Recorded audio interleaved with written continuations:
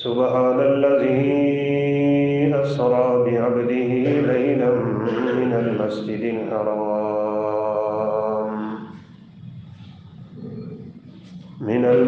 الحرام إلى المسجد الأقصى الذي باركنا حوله لنريه من آياتنا إنه هو السميع البصير. وقال الله سبحانه وتعالى في مقام آخر: والنجم إذا هوى ما ضل صاحبكم وما غوى وما ينطق عن الهوى إن هو إلا وحي يوحى علمه شديد القوى ذو مرة فاستوى وهو بالأفق الأعلى ثم دنا فتدلى فكان قاب قوسين أو أدنى فأوحى إلى عبده ما أوحى ما كذب الفؤاد ما رأى فتمارونه على ما يرى ولقد رآه نزلة أخرى عند سدرة المنتهى عندها جنة المأوى إذ يغشى السدرة ما يغشى ما زاغ البصر وما طغى لقد رأى من آيات ربه الكبرى. رب اشرح لي صدري ويسر لي أمري واحلل عقدة من لساني يفقهوا قولي. رب زدني علما سبحانك لا علم لنا إلا ما علمتنا إنك أنت العليم الحكيم.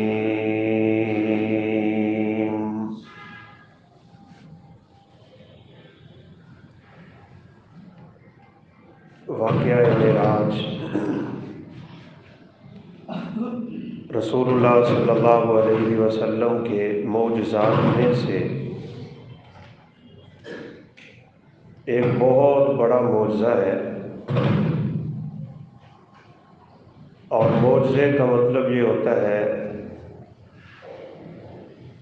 وہ خارق عادات چیزیں جو عمومی طور پہ رونما نہیں ہوتی،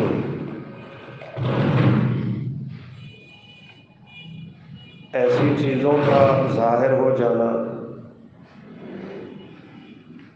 جو انسان کی عقل کو حیران کر دیتی ہیں اور عقل ان کو تسلیم نہیں کرتی ہے۔ ہر نبی کی نبوت کی صداقت کے لیے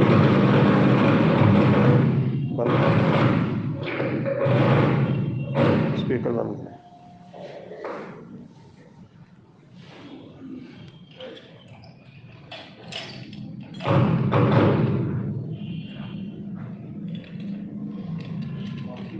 مائک خراب ہے۔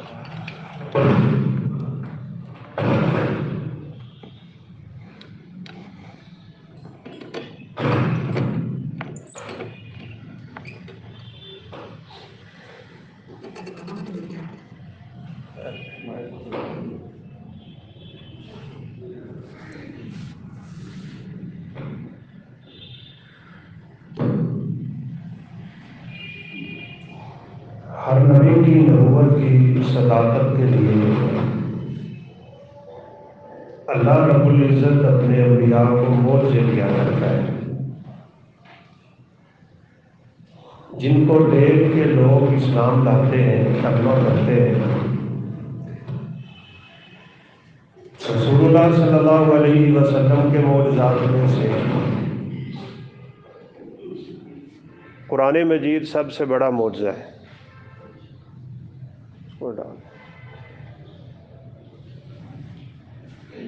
ان عظیم معجزوں میں سے یہ معجزہ جس کو ہم واقعہ معراج کے نام سے یاد کرتے ہیں، اس میں بڑی حکمتیں ہیں، بڑے دروس ہیں، بڑی عبرتیں ہیں۔ رسول اللہ صلی اللہ علیہ وسلم نے جب دین اسلام کی تبلیغ شروع کی ہے، آپ کی نبوت سے پہلے ہر بندہ آپ کو صادق کہتا ہے، امین کہتا ہے۔ پھر آپ نے جب اس نبوت کا اعلان کیا اور دین کی تبلیغ شروع کی تو لوگ دشمن ہونا شروع ہو گئے۔ آپ صلی اللہ علیہ وسلم تنے تنہا ہے، کوئی آپ کا ساتھی نہیں ہے، کوئی رب تعالیٰ کے سوا آپ کا مددگار نہیں ہے، کوئی آپ کو بچانے والا نہیں ہے، کسی پہ آپ کا بھروسہ اور کسی پہ آپ کا سہارا نہیں ہے۔ بیت اللہ کے صحن میں آپ نماز پڑھ رہے ہیں، مکے کے اوباشوں نے اونٹ کی اوجری انتڑیوں سمیت آپ کے کندھوں پہ رکھ دی۔ وہ وزنی اتنی تھی کہ آپ سجدے سے سر نہیں اٹھا سکے۔ کوئی نہیں جو اس انتڑیوں کے بھرے ہوئے گند کو اللہ کے پیغمبر کے مبارک کندھوں سے ہٹا دے۔ کسی نے جا کے فاطمہ سے کہا تھا، ننھی سی فاطمہ ہے، چھوٹی سی عمر ہے، کہ جا کے دیکھ تیرے بابے کا کیا حال ہے، نماز کی حالت میں اس کے اوپر کیا پڑا ہے۔ بڑی مشکل سے فاطمہ نے وہ اوجریاں اور انتڑیاں کھینچ کے اپنے بابا کے کندھے سے ہٹائی تھی۔ تکلیفوں کا بازار گرم ہوتا چلا گیا۔ پھر کائنات نے یہ بھی دیکھا کہ اس زمین پہ، روئے زمین پہ ایک ایسا انسان جس کا کوئی ساتھی نہیں ہے، سب نے بائیکاٹ کر دیا۔ چند لوگ کلمہ پڑھنے والے ہیں، ان کا بھی بائیکاٹ ہو گئے، اور رسول اللہ صلی اللہ علیہ وسلم کی ذات اطہر سے بھی مکہ کے لوگوں نے بائیکاٹ کر دیے۔ وہ بیت اللہ کے جس کا فرشتے طواف کرتے تھے، اس کے ساتھ لٹکا دیا ہے لکھ کے، کوئی ان کے ساتھ معاملہ نہیں کرے گا، کوئی لین دین نہیں ہوگا، ان سے رشتے توڑ دیے جائیں گے، ان سے ناطے ٹوٹ چکے ہیں۔ سرور کائنات اور آپ پہ ایمان لانے والے مٹھی بھر چند لوگ شیب ابی طالب میں جا کے معصور ہوئے ہیں، ایک وادی، ایک گھاٹی، پہاڑوں میں۔ کوئی 1 2 دن 4 مہینے 5 مہینے کی بات نہیں ہے، 3 سال کا عرصہ گزارا ہے میرے پیغمبر نے، بے سر و سامان، کھانا نہیں ملتا، پانی نہیں ملتا، ایسے کٹھن اور مشکل مرحلے سے گزرے ہیں اللہ کے پیغمبر اور آپ کے ساتھی۔ 3 سال کا عرصہ گزر جانے کے بعد مطعم بن عدی کے دماغ میں یہ خیال آیا تھا، کہا دیکھو تم اپنے رشتہ دار کے ساتھ کیا کر رہے ہو۔ اتنے بھیانک لوگ تھے وہ۔ ابو لہب اتنا بدمعاش تھا اور اللہ کے پیغمبر کا اتنا بڑا دشمن کہ مکہ مکرمہ میں جب کبھی غلے کے بھرے ہوئے اونٹ آتے تھے نا تجارت کے لیے، تو جان بوجھ کے ان کی قیمتیں اتنی بڑھا چڑھا کے خریدتا تھا، ڈبل سے ٹرپل قیمتیں ان کو اس لیے دے دیتا تھا تاکہ کوئی بھی مسلمان کوئی چیز خرید نہ سکے۔ آپ صلی اللہ علیہ وسلم ہیں، آپ کے صحابہ ہیں، آپ کے ساتھی ہیں، آپ کے جانثار ہیں، آپ کے حقیقی رشتہ دار ہیں، شیب ابی طالب میں ہے، صبر کا زمانہ ہے، شدت کا زمانہ ہے۔ آخر جبیر مطعم بن عدی کے دماغ میں یہ بات آئی، اپنے چند ساتھیوں سے مل کے اس نے یہ مہم چلائی کہ یہ بائیکاٹ ختم ہونا چاہیے۔ قصہ مختصر، یہ 8 سے 10 افراد تیار ہوئے۔ اس نے کہا میں اس عہد نامے کو اور اس خط کو پھاڑتا ہوں سب سے پہلے جو بیت اللہ میں لکھ کے لٹکایا ہوا ہے سرور کائنات سے بائیکاٹ کرنے۔ جب وہ اس کو پھاڑنے لگا، ابو جہل بڑی رکاوٹ بنا تھا، لیکن صاف ظاہر ہے وہ بھی ایک نسب حسب کا مالک انسان۔ سب لوگ دیکھ کے حیران رہ گئے کہ اس پورے کے پورے خط کو دیمک چاٹ گئی تھی، صرف ایک لفظ باقی تھا اور وہ اللہ کا نام نامی۔ ختم ہو گیا تھا یہ معاہدہ، لفظ اللہ باقی ہے، اللہم باقی تھا بس۔ وہ بھی اپنے خط کی ابتدا بسمک اللہم سے کیا کرتے تھے۔ آج کا مسلمان 786 سے کرتا ہے بیچارہ، اسے یہی پتہ نہیں یہ 786 ہے کیا، مزے سے لکھتے ہیں، اپنی ہر قیمتی جگہ پہ بھی ان کے ہاں 786 لکھا ہوا ملتا ہے۔ یہ جو 29 حروف ہیں نا عربی کے، ان میں سے ہر حرف کا خاص نمبر، ابجد، الف، با، جیم، دال، یہ ایک مجموعہ ہے۔ الف کے 10 نمبر ہیں یا 1 نمبر ہے، میرے اچھی طرح ذہن میں نہیں ہے۔ با کے 20، جیم کے 30، دال کے 40، اسی طرح حوض، حتی، کالیمن، یہ مجموعے بنے ہوئے ہیں، ان میں سے ہر حرف کا کوئی نہ کوئی خاص نمبر۔ 786 کس کا مجموعہ بنتا ہے؟ ہری کرشنا۔ ہندو مسلمان اپنی بسم اللہ کی جگہ پہ ہری کرشنا کا نام لکھتے ہیں۔ میں نے خود جمع کیے، اپنے شاگردوں سے جمع کروائے، بسم اللہ الرحمن الرحیم کا مجموعہ 786 بنتا ہی نہیں۔ اور ویسے بھی کتنی معیوب بات ہے اور کتنی گستاخی کی بات ہے کہ اگر کسی شخص کے نام کے حروف کا مجموعہ بنا کے اس کو ان ہندسوں سے پکارا جائے جو اس کے نام کا مجموعہ بنتا ہے، اسے کیسا لگے گا؟ اگر کسی جاتے ہوئے شخص کو آپ آواز دیں اور کہیں 315، کیا محسوس کرے گا وہ؟ تم رب کے ناموں پہ یہ کام کرتے ہو؟ تو بہرحال لفظ اللہ باقی ہے۔ یہ قصہ ختم ہوا ہے، سرور کائنات علیہ الصلاۃ والسلام اللہ رب العزت کی طرف سے آئی ہوئی آزمائشوں سے گزر رہے ہیں۔ سب سے بڑا آسرا، سب سے بڑا سہارا سرور کائنات کا اپنے رب کے بعد آپ صلی اللہ علیہ وسلم کی زوجہ محترمہ سیدہ خدیجہ رضی اللہ تعالیٰ عنہ دنیا سے چلی گئی۔ چچا سہارا بنا، چچا دنیا سے اٹھ گیا۔ اس کو عام الحزن کہتے ہیں۔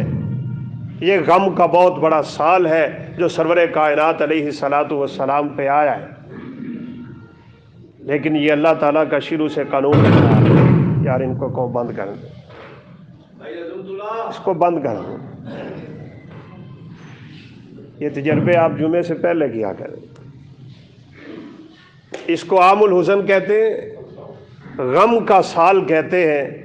سرور کائنات علیہ الصلاۃ والسلام ان غموں کا سامنا کر رہے ہیں۔ اللہ احکم الحاکمین کا قانون ہے، وہ اپنے بندے کو آزمایا کرتا ہے، آزمائشوں سے گزارتا ہے۔ جس کو جتنا قریب کرنا ہو اتنی آزمائشیں ڈالتا ہے، دنیا میں اتنے غم دیتا ہے، اتنے صدمے دیتا ہے، اتنی تکلیفیں دیتا ہے۔ انہی سے اللہ کے پیغمبر گزر رہے ہیں۔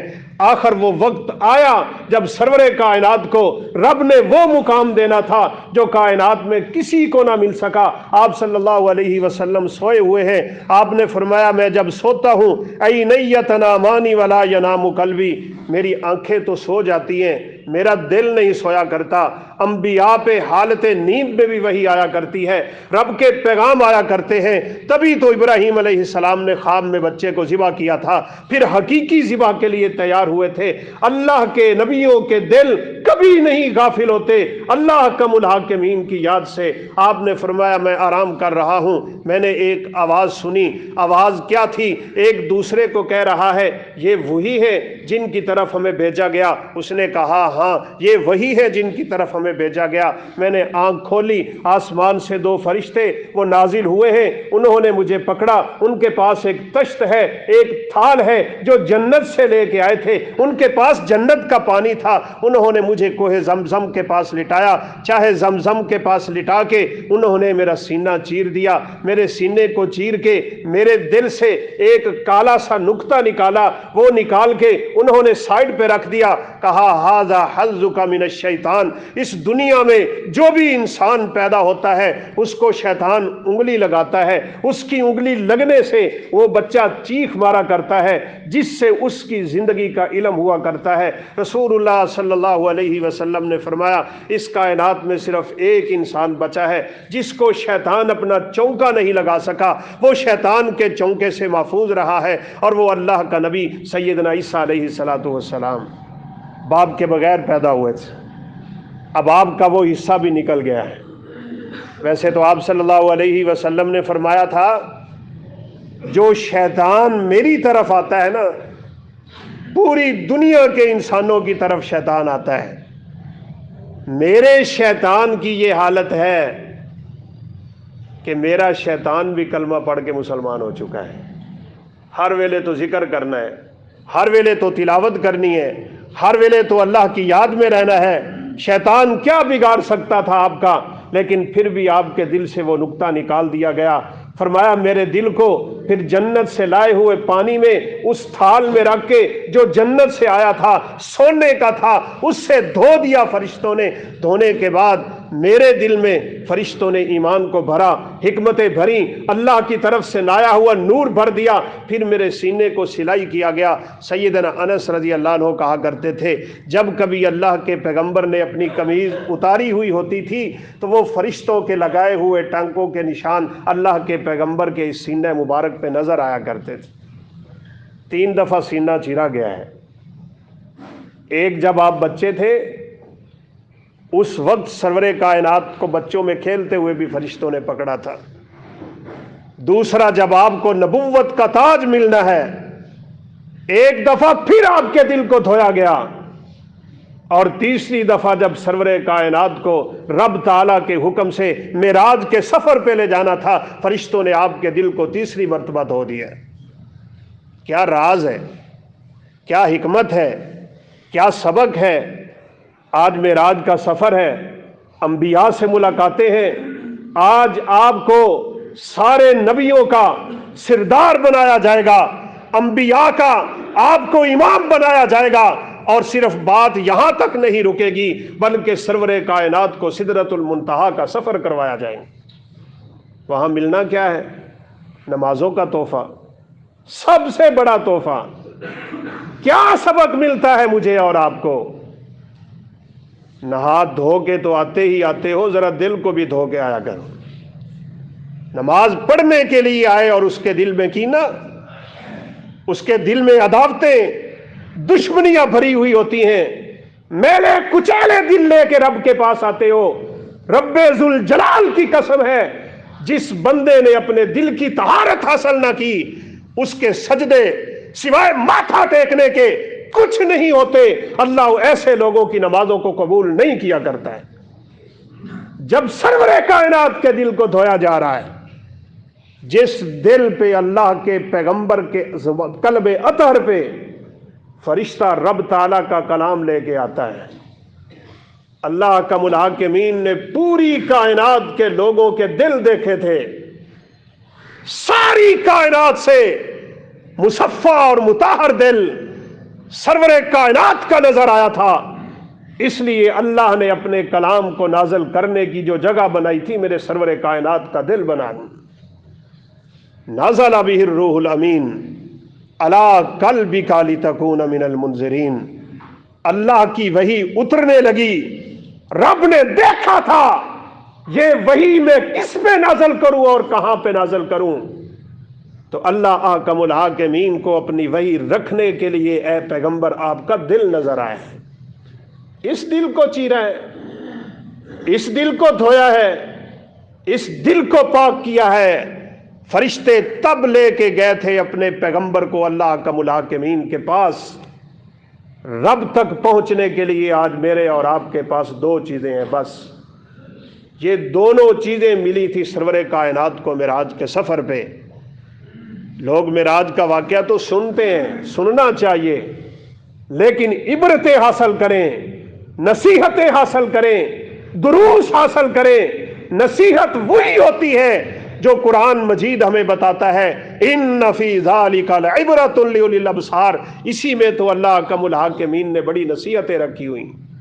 جہاں انبیاء کے قصے ہیں وہاں بھی اللہ یہ کہتے ہیں مزے لینے کے لیے قصے نہ سنو، نصیحتیں حاصل کرو، درس حاصل کرو، اپنے عمل کی طرف لپکو۔ میں کیا سیکھتا ہوں اس قصے سے، یہ واقعہ مجھے کیا سکھا کے جاتا ہے؟ سرور کائنات کا واقعہ معراج سب سے بڑا سبق ہمیں یہ دیتا ہے، کچھ بھی پاک کرنے سے پہلے اپنے دلوں کو پاک کیا کرنا۔ نماز کی جو شرطیں ہیں نا، جن کے بغیر نماز قبول ہی نہیں ہوتی، ان میں پہلی شرط ہے طہارت کا حاصل کرنا، اور طہارت بدن سے پہلے دل کی حاصل کی جاتی ہے۔ اگر بدن میلے پھر بھی اللہ احکم الحاکمین پسند نہیں کرتے، اور اگر بدن تو چمک رہے ہیں لیکن دل تیرا میلا کچالا ہے، اللہ پھر بھی باتیں قبول نہیں کرتے۔ وگرنہ تو ابو لہب کو لہبی اس لیے کہتے ہیں، شولے مارتا ہوا بدن تھا اس کا، بھڑکتا ہوا چہرہ تھا اس کا، اس کے حسن کے لشکارے تھے اس کے چہرے پہ، اسی لیے تو لوگ اس کو ابو لہب کہا کرتے تھے، لیکن جہنم کا ایندھن بنائے بدبخت۔ سب سے پہلے اپنے دل کو صاف کر۔ اب رسول اللہ صلی اللہ علیہ وسلم فرماتے ہیں ایک جانور لایا گیا ہے جس کو براق کہا جاتا ہے۔ براق اس کو اس لیے کہتے ہیں کہ براق برق سے ہے، برق بجلی کی چمک کو کہتے ہیں، بجلی کی رفتار کو کہتے ہیں۔ اللہ اکبر، بڑی بات سمجھ آتی ہے سمجھنے والے ہوں تو۔ یہ کیا ہو رہا ہے؟ ایسی سواری جو جنت کی سواری ہے، فرمایا جہاں جا کے انسان کی نگاہ گرتی ہے وہاں براق کا پہلا قدم گرتا تھا۔ کون سواری کر سکتا ہے اس پہ؟ تیز ترین گھوڑے جو عمدہ قسم کے ہوتے ہیں نا، ان گھوڑوں پہ آپ عام آدمی سفر نہیں کر سکتا، کمر توڑ کے رکھ دیتے ہیں وہ گھوڑے۔ اب براق پہ سفر کون کر رہا ہے؟ اللہ اکبر۔ نبی کریم صلی اللہ علیہ وسلم نے فرمایا براق کو میرے سامنے لا کے کھڑا کیا گیا، براق اٹکیلیاں کرتا ہے، وہ اپنی کمر پہ کسی کو سوار نہیں ہونے دے گا، وہ جنت کی سواری ہے، اس پہ جنتی سواری کریں گے۔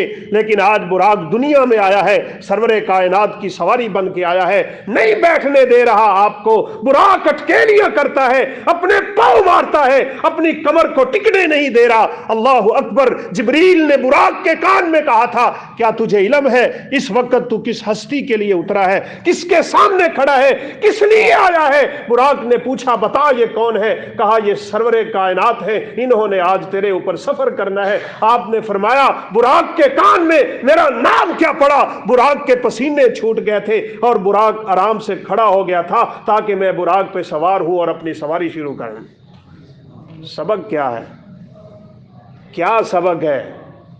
جانور اللہ کے نبی کی تعظیم کرتا ہے، جانور اللہ کے نبی کی بات مانتا ہے، جانور میرے پیغمبر کا نام سن کے ٹھہر جاتا ہے۔ جانور بھی پہچان گئے کہ یہ اللہ کا نبی ہے، امتی نہ پہچان سکا۔ اپنی انا میں، اپنی ضد میں، دنیا کے معاملے میں، اپنی خواہش پرستی میں ساری زندگی تو اپنے ربی کے فرمان سنتا رہا، اثر نہ ہوا۔ جانوروں سے بدتر نہ بن، انسان بن، فرشتوں سے بہتر ہے انسان بننا، مگر اس میں لگتی ہے محنت زیادہ۔ درخت پہچانتے تھے، حجر پہچانتے تھے، شجر پہچانتے تھے، زمینیں پہچانتی تھی، آسمان پہچانتا تھا۔ رب ذوالجلال کی قسم ہے، اس دنیا کی کوئی ایسی مخلوق نہیں جو سرور کائنات کو مانتی نہ ہو اور سرور کائنات کی مانتی نہ ہو۔ ہم اللہ کے نبی کو مانتے ہیں، آپ کی نہیں مانتے۔ زندگی ساری بیت گئی، ہماری نمازیں درست نہ ہوئیں، زندگی ساری بیت گئی، میرا چہرہ میرے پیغمبر جیسا نہ بنا، زندگی ساری گزر گئی، میں اپنی زندگی کو سرور کائنات کے حکموں میں ڈھال نہ سکا۔ یہاں تو فرشتے پر نہیں مارتے، یہاں تو جانور خاموش ہو جاتے ہیں، یہاں تو درخت آ جاتے ہیں، یہاں تو پتھر بول پڑتے ہیں، یہاں تو حجر اسود بھی مانتا ہے، یہاں تو جبل احد بھی مانتا ہے۔ میں بات کروں تو طویل ہو جائے گی۔ سرور کائنات علیہ الصلوۃ والسلام نے فرمایا، میں مکہ کے اس پتھر کو بھی جانتا ہوں، کلما مررت علیہ سلم علی، وہ پتھر کے پاس سے جب بھی میں گزرتا تھا مجھے پہچان کے وہ سلام کیا کرتا تھا۔ پتھر سلام کرتے ہیں۔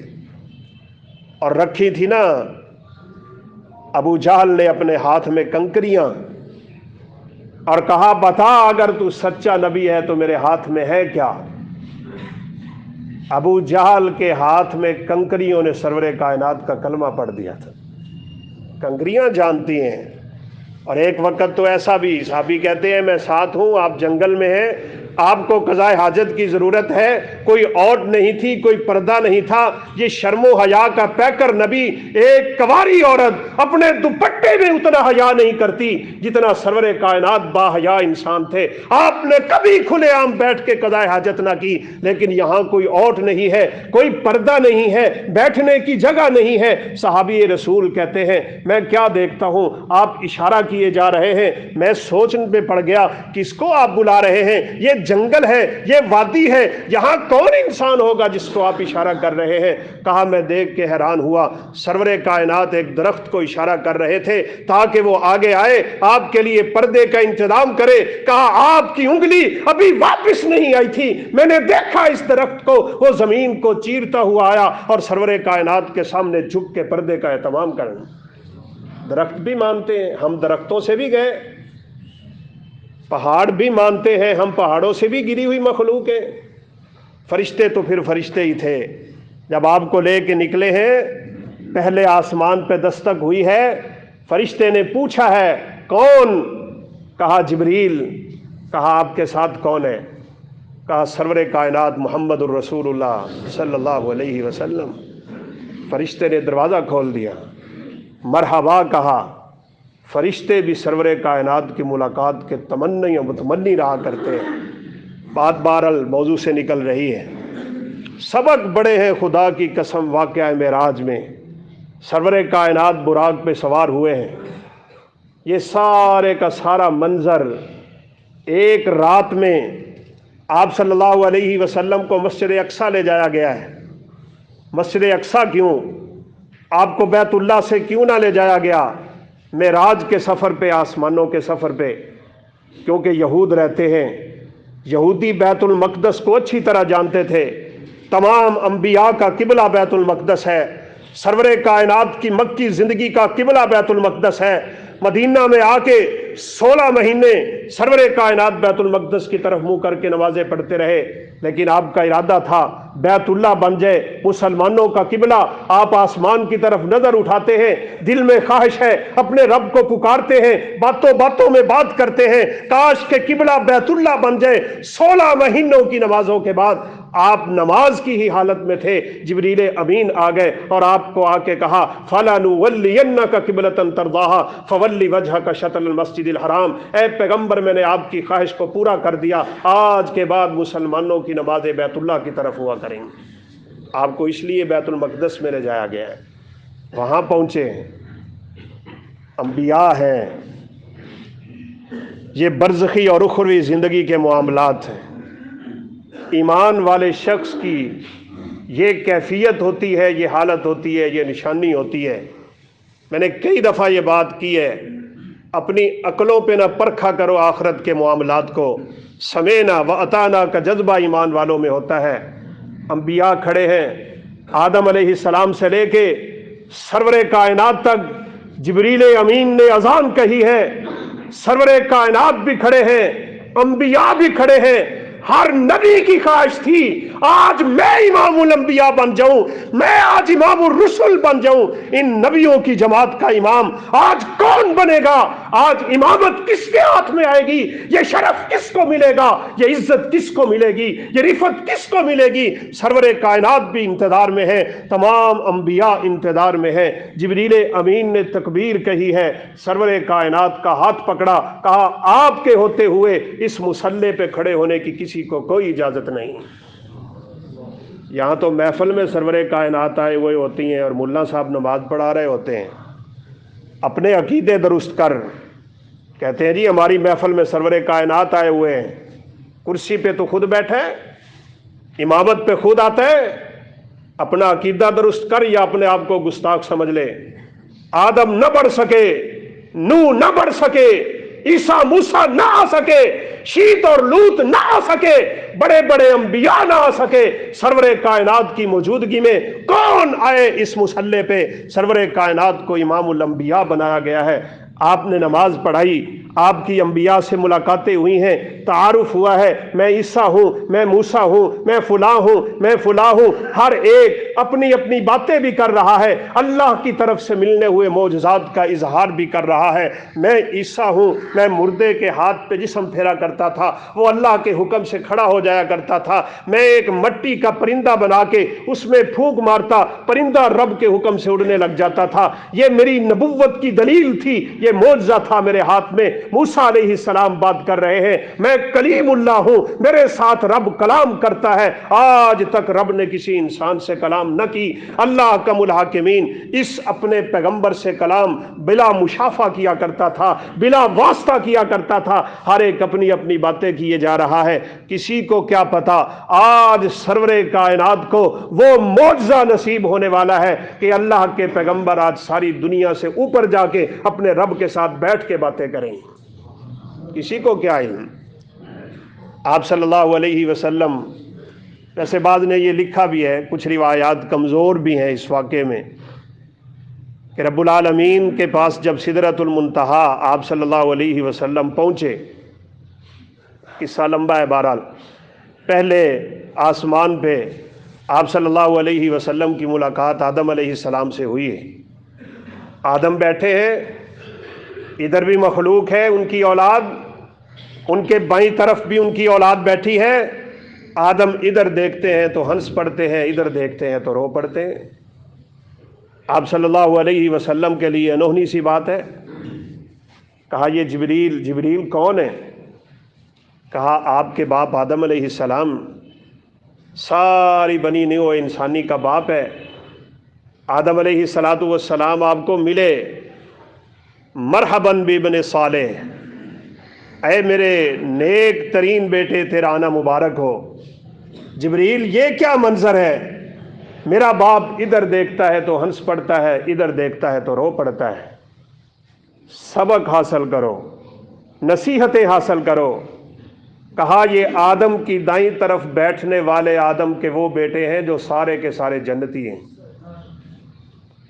और बाईं तरफ बैठने वाले वो हैं जो सारे के सारे जहन्नमी हैं। आदम अपनी जन्नती औलाद को देखता है तो मुस्कुरा पड़ता है, जहन्नमी को देखता है तो रो पड़ता है। हम किस तरफ?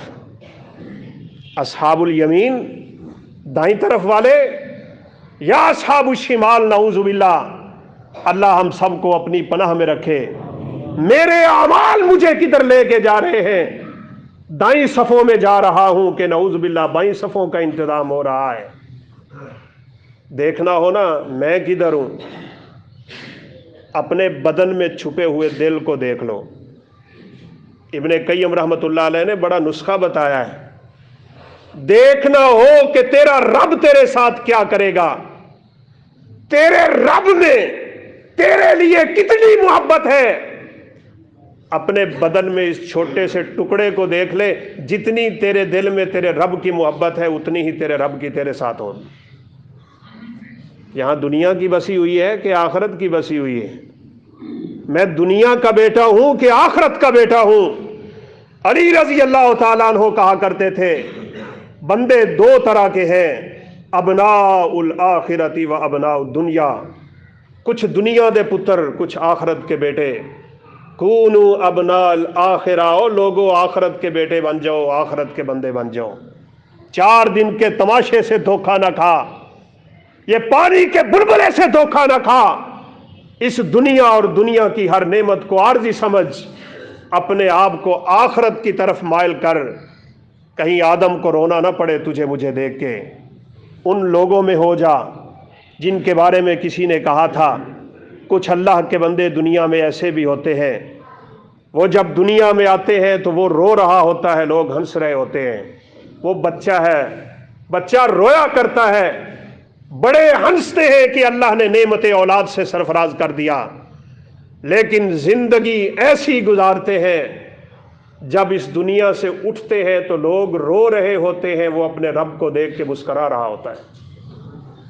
دیکھا ہوگا جنازہ آپ نے قاری ادریس اعظم صاحب کا۔ اسی لیے امام احمد بن حنبل نے کہا تھا اگر دیکھنا ہو کہ دنیا داروں میں اور دین داروں میں کیا فرق ہے، ذرا ہمارے جنازوں پہ آ کے دیکھ لینا۔ 30 لاکھ کا مجمع تھا احمد بن حنبل کے جنازے کے ساتھ، صرف 40 بندے شریک ہو جائے نا جو رب تعالیٰ کے ساتھ شرک نہیں کرتے، اللہ ان کی دعاؤں کو سن کے میت کی مغفرت کا فیصلہ کر دیا کرتا ہے۔ لیکن یہاں تو علماء کی کھیپ ہوا کرتی ہے۔ دیکھے ہوں گے آپ نے جنازے، اگر چاہتے ہو سبق سیکھو، ہر جگہ پہ سیکھو، اگر چاہتے ہو آپ کے جنازے کے ساتھ نیک لوگ ہوں، خود نیک بن جاؤ، نیکوں کے ساتھ رہا کرو، نیکوں کے جنازے پڑھا کرو۔ خدائے ذوالجلال کی قسم اٹھا کے کہتا ہوں، جنازہ اس لیے پڑھا جاتا ہے کہ ہم دعا کریں میت کو اللہ معاف کر دے، لیکن کچھ میتیں ایسی ہوتی ہیں جن کا جنازہ پڑھنے سے اللہ پڑھنے والے کو معاف کر دیا کرتا ہے۔ تلاش کرو وہ جنازے۔ امام احمد بن حنبل کے جنازے کے ساتھ ایک آدمی کا جنازہ بھی تھا، ہر جنازے پہ پہنچتا ہے، عام سا انسان جہاں جنازہ ہو وہاں پہنچ جائے۔ ایک جنازہ پڑھنے سے اللہ انسان کے نامہ اعمال میں احد پہاڑ کا وزن لکھتے ہیں نیکیوں کا، اور قبرستان تک چلا جائے فلاح قیراتان، مسلم کی روایت ہے 2 قیرات۔ لوگ اس کو پوچھا کرتے تھے اوے جہاں جنازہ ہوتا ہے تو پہنچ جاتا ہے، وجہ کیا ہے؟ اللہ اکبر۔ امام احمد بن حنبل کہا کرتے تھے نا اپنی عاجزی اور انکساری کے ساتھ، احب الصالحین ولست منہم لعل اللہ ان یرزقنی بہ صلاحا، نیک تو نہیں ہوں لیکن نیکوں سے محبت بھی رکھتا ہوں، ان کے ساتھ بھی رہتا ہوں، اس نیت سے رہتا ہوں کہ اللہ قیامت کے دن نیکوں کا ساتھ نصیب کر دے گا۔ اس نے بھی یہی کہا تھا، نیک نہیں ہوں لیکن نیکوں کے ساتھ رہتا ہوں، شاید اللہ نیکی قبول کر لے، اس لیے ہر جنازے پہ چلا جاتا ہوں۔ اللہ اکبر۔ جس دن امام احمد بن حنبل فوت ہوئے اسی دن یہ اللہ کا بندہ فوت ہوا، ایک جنازہ احمد بن حنبل کا پڑا ہے، ساتھ اس اللہ کے بندے کا پڑا ہے۔ عبد المنان نور پوری صاحب رحمۃ اللہ علیہ، ان کے جنازے میں ہم شریک تھے، ابھی ان کی چارپائی اٹھی تھی کہ اعلان ہو گیا، تمام لوگ اپنی صفوں میں کھڑے رہے، ایک اللہ کی بندی کا جنازہ ہے۔ میں اسی وقت سوچ رہا تھا یہ رب تعالیٰ کی کتنی محبوب ہے، پورے پاکستان سے آئے ہوئے علماء کھڑے ہیں اور اللہ رب العزت ان کی دعاؤں کا صلہ اس میت کو دینا چاہتا ہے اور اس کی مغفرت کے فیصلے کرنا چاہتا ہے۔ اللہ رب العزت ہمیں توفیق دے، ہم نیک بنے، نیکوں کا ساتھ دیں، نیکوں کے ساتھ چلیں۔ بہرحال رسول اللہ صلی اللہ علیہ وسلم دوسرے آسمان، تیسرے، چوتھے، پانچویں، کسی پہ ادریس سے ملاقات ہے، کہیں عیسیٰ علیہ السلام سے ہے، کہیں موسیٰ علیہ السلام سے ہے، کہیں آپ کی ملاقات یوسف علیہ السلام سے ہے۔ انبیاء سے ملاقاتیں ہوتی ہوتی آپ صلی اللہ علیہ وسلم کو 7 آسمان سے اٹھایا گیا۔ آپ نے فرمایا میں آسمان کے اتنا قریب ہوتا تھا، اگر میں ہاتھ لگاتا تو آسمان کو ہاتھ لگا سکتا تھا۔ پھر وہاں سے آپ کو اوپر اٹھایا گیا ہے، جس کو سدرۃ المنتہا کہتے ہیں۔ اس کو منتہا اس لیے کہتے ہیں یہاں انتہا ہو جاتی ہے، فرشتہ آگے نہیں جا سکتا، کوئی نبی آگے نہیں جا سکتا، کوئی رسول آگے نہیں جا سکتا۔ یہ ملا جھوٹ بولتا ہے، یہ مولوی جھوٹ بولتا ہے کہ اللہ کے عرش پہ جا کے نعوذ باللہ اللہ کا ملاکمین نے اپنے پیغمبر کو گلے لگایا تھا۔ جھوٹ نہ بول، اپنی خطابت کو چمکانے کے لیے جھوٹے رنگ نہ بھر۔ سنا لوگوں کو یہ بات۔ سرور کائنات نے جب جنت اور جہنم کو دیکھا، ایسے لوگ بھی دیکھے تھے جن کے ہونٹ کینچیوں سے کاٹے جا رہے تھے۔ جہنم کی کینچی، جہنم کے ہونٹ۔ آدمی کتنا بڑا ہے، اس کے دو کندھوں کے درمیان کئی دن کی مسافت پڑ جائے گی جہنم کو ایندھن دینے کے لیے۔ جنتی کا قد تو 60 ہاتھ ہے نا، وہ تو آدم علیہ السلام کا قد لے کے جا رہا ہے، حسن یوسف لے کے جا رہا ہے، وہ 30 سے 35 سال کا جوان بن کے جا رہا ہے۔ لیکن جہنمیوں کا قد اس سے کہیں بڑا ہوگا، کیونکہ جہنم کو ایندھن چاہیے۔ ان کے ہونٹ کتنے بڑے ہوں گے، ان کی زبانیں کتنی بڑی ہوگی۔ سرور کائنات یہ منظر دیکھ کے چونکے، یہ کون ہے جن کے ہونٹوں کو کینچیوں سے کاٹا جا رہا ہے؟ کہ اللہ کے پیغمبر یہ آپ کی امت کے وہ خطیب ہیں۔ اللہ اکبر، رونا آتا ہے۔ یہ وہ بدبخت خطیب ہیں جنہوں نے اپنی خطابت چمکانے کے لیے بہت کچھ کیا تھا۔ بکواس کرتے تھے سٹیجوں پہ کھڑے ہو کے، قصے اور کہانیاں اور افسانے سنا کے لوگوں سے داد وصول کر کے تو اپنا پیٹ پالتا ہے، اسی لیے کہ لوگ تجھ پہ نوٹ پھینکیں۔ یہ کہاں سے رسم آ گئی نوٹ پھینکنے والی؟ نہ ملا روکے نہ خطیب روکے۔ اللہ کے بندے بنو، اللہ کے بندے۔ سرور کائنات کے خطبے سنو، سرور کائنات کا انداز سنو۔ میرے پیغمبر نے پوری زندگی اس سٹیج پہ کھڑے ہو کے کوئی ایسی بات نہیں کی جس سے مجمع والے ہنسنے لگ گئے ہوں۔ آج کا خطیب کیا کرتا ہے؟ صرف ٹک ٹاک پہ اپنے ویو لینے کے لیے، واٹس ایپ پہ اپنی پسند بڑھانے کے لیے، یوٹیوب کی دولت کمانے کے لیے جگتے مارتے ہو، لوگوں کو ہنساتے ہو، ٹٹھے اور مذاق کرتے ہو تاکہ لوگ ہمیں بلائیں اور ہماری خطابت چمکتی رہے۔ پتہ چلے گا جب رب کے پاس جاؤ گے کہ یہ کتنا بڑا منصب تھا اور تم نے کیسے اس کو ٹھوکر لگا دی۔ خدا ذوالجلال کی قسم، یہ واقعہ اگر آپ حقیقت میں سارا پڑھیں نا، جتنی کتابوں میں آیا ہے، انسان کے رونگٹے کھڑے ہو جاتے ہیں کہ سرور کائنات نے کیا سے کیا دیکھا تھا۔ جنت کے نظارے بھی آپ کو دکھائے گئے، جہنم کے مناظر بھی آپ کو دکھائے گئے۔ سدرۃ المنتہا پہ پہنچ کے جبریل امین واپس آ گئے تھے، چھوڑ دیا آپ کو وہاں پہ۔ آپ صلی اللہ علیہ وسلم نے فرمایا میرے جانے پہ اس بیڑی کو رب تعالیٰ نے اتنا سجا دیا، اتنا سجا دیا کہ نہ اس سے پہلے یہ اتنی خوبصورت تھی نہ اس کے بعد کبھی ہوئی ہے۔ اس کے پتے ہاتھی کے کان کے برابر تھے، اس کے بیر گھڑوں سے زیادہ بھرے ہوئے تھے، نور کی لاٹیں نکل رہی تھی وہاں سے، شعائیں ہی شعائیں ہیں نور کی۔ یہ رب تعالیٰ کا پیدا کیا ہوا نور ہے۔ لیکن پھر عقیدے کی اصلاح کر لو، نور من نور اللہ نہیں، رب کے اپنے نور سے نہیں۔ جو نور رب نے پیدا کیا ہے وہ نور رب کی مخلوق ہے، رب کے اپنے نور سے کون نکلا ہے؟ صحیح مسلم کی روایت ہے، رسول اللہ صلی اللہ علیہ وسلم نے فرمایا نورہ حجاب، رب تعالیٰ کا نور تو سارا پردے میں ہے۔ یہ آسمان سے اگر سورج قریب آ جائے نا ہمارے، ہم اس کی شعائیں برداشت نہ کر پائیں گے۔ اتنے کروڑوں میلوں کے فاصلے پہ کھڑا ہوا آگ برساتا ہے، اگر نیچے آئے اور ہماری آنکھوں میں آنکھیں ڈال دے تو انسان کیا حیثیت رکھتا ہے؟ تم رب تعالیٰ کے نور کو کچھ سمجھتے ہی نہیں ہو۔ ہر جگہ تمہارا نور ہے، رب کا نور ہے، نور من نور اللہ۔ نبی کریم صلی اللہ علیہ وسلم نے فرمایا اگر اللہ اپنے چہرے سے پردہ ہٹا دے، میری بات نہیں ہے، یہ سرور کائنات کا فرمان ہے، کوئی جھوٹی بوٹی حدیث بھی نہیں ہے، یہ صحیح مسلم کی روایت ہے۔ فرمایا اگر اللہ اپنے چہرے سے پردہ ہٹا دے جہاں تک رب کی مخلوقیں بستی ہیں ساری جل کے راکھ ہو جائیں گی۔ ادھر تو ہر شے میں اللہ کو واڑا ہوا ہے، نعوذ باللہ من ذالک۔ میں خانے میں تو، بت خانے میں تو، چاند تاروں میں تو، مرغزاروں میں تو۔ عقیدے درست کر، اپنے رب کو پہچان، اپنے نبی کو پہچان۔ وقت مجھے اجازت نہیں دیتا، وگرنہ ہم اس واقعے کو مکمل کرتے، اور انشاءاللہ زندگی رہی تو کریں گے۔ اللہ احکم الحاکمین نے اپنے پیغمبر کو وہاں بلا کے کیا دیا ہے؟ بس یہ آخری پیغام حقیقی اور اصل پیغام ہے۔ دین کے سارے احکام اللہ نے اپنے پیغمبر کو یا مکہ میں دیے یا مدینہ میں دیے ہیں، لیکن جب نماز کا تحفہ دینا تھا اللہ نے اپنے پیغمبر کو اپنے عرش کے پاس بلا لیا ہے۔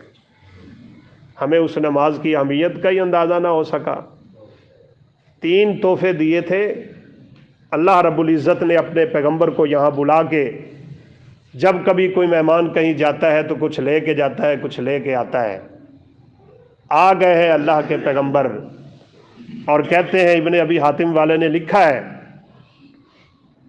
کہ وہاں بیٹھ کے جب اللہ تعالیٰ سے ہم کلامی کا شرف حاصل ہوا نا، تو کہا تھا نبی کائنات علیہ الصلاۃ والسلام نے، یا اللہ تو نے اپنے انبیاء کو کیا کچھ دیا ہے،